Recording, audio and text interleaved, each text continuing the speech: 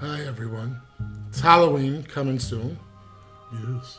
And I have a true ghost story to tell you. And I'm going to try to do it as quick as possible, but it was when I was working at a place called the Chart House. Chart houses were very popular all over the United States. There was one in Dobbs Ferry. I worked there. I was about 23 years old. And after the work, we would all, me and my friends there would go and we'd gather at a bar called the Ferry Inn. And by then it might have been called Double Days, but we used to gather there and it was always very crowded, and other waiters, waitresses, busboys, people who worked at nighttime, drunks, strangers, they all gathered there. It was fun. And one day I was in there with my friends, we had a few drinks, and this woman came up to me, very California-like girl, tan, blonde hair, and she says to me, "I know your brother Dennis." And I said, No. And she goes, "Yes, I know Dennis.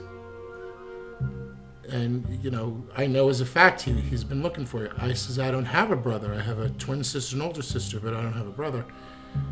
She was like, "Oh, I'm sorry." And she walked away, and my friends were like, "What the hell is that about?" I said, "I have no clue."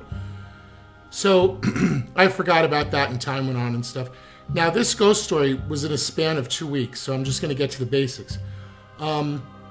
So I went back to work, and everybody was teasing me about this girl who came up to me and said, "Oh, yeah, I got a brother, Dennis."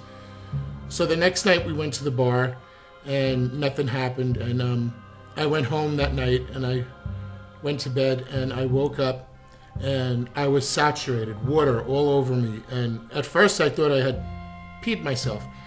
And I was like, damn. And at the time I had a lot of comic books, and all on my floor were piles of comic books, and the covers were warped. And I was really wet. I must have pissed like a cow, because my hair was wet, everything was wet. And I remember getting out of bed and it was soaked, and the comic books covers were warped. And I remember getting out of bed and going to the windowsill to open the window to have a cigarette, and there was water puddles on the windowsill. And I was like, what the hell? So I went about my day and stuff, and I was thinking about that, and I told my mother, and my mother's like, "You're drinking a little too much these days." I said, No, I'm telling you. I mean, you saw it. Yeah, well, I don't know what you're doing in there. So anyway, I go to work that night, and I tell my friends, and they're like, between this woman and now, water all over the thing. So anyway, that night we go out again, and the woman is there, and she comes up to me and she says, "Hi, I just thought I'd come over to say hi." And I says, "You're mistaking me for someone else, but I don't have a brother Dennis," because this went on for a couple of days. I says, "I'm sorry." So she says, "Well, tell him I says hi when you see him." I said, "I don't know who you're talking about." And she said to me, today was his birthday. And if you see him, please tell him I said hello." And she gave a weird smile, and she turned around. And I was with my group of friends at the Chart House. One of the girls there was Elaine, and she was a very pretty girl. And I said, "Elaine, what the hell?" And she said, "Want me to go kick the shit out of her?" And I was like, No. I says, "But, it's weird." So I went home, and I'm feeling weird, and I went home early because I was feeling very odd. This girl had been doing this to me for a week, following me around, talking to me. And no one knew who she was. So I go home, I go upstairs to my bedroom, I turn the TV on, and I'm sitting there just doing nothing, and they had one of those Entertainment Tonight shows on, and they said, celebrity birthdays. And they're going through the list. They said, and had he lived, Dennis Wilson would have been. And I said, Dennis Wilson's birthday's today. I said, that's odd.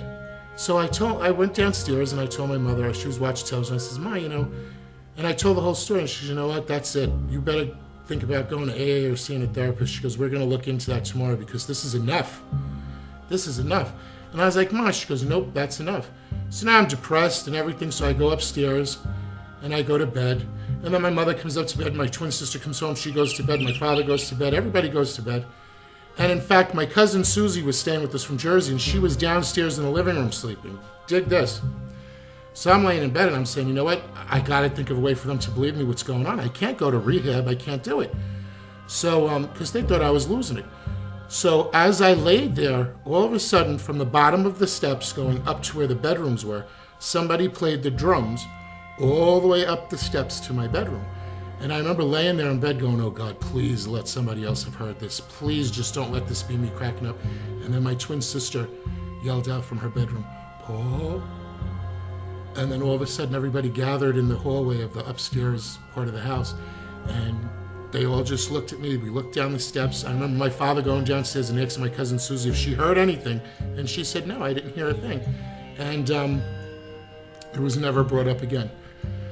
That is a true story. The people that were there remember it. I remember it very well, and I never saw that girl again. So that's my true ghost story. There's so much more to it, but I didn't want to bore you. And hope you enjoyed it. And happy Halloween. Yeah. And tinsel. Wasn't that a good story? Yeah. Got any cookies? Good night, everyone, and happy Halloween. Have a safe but scary one.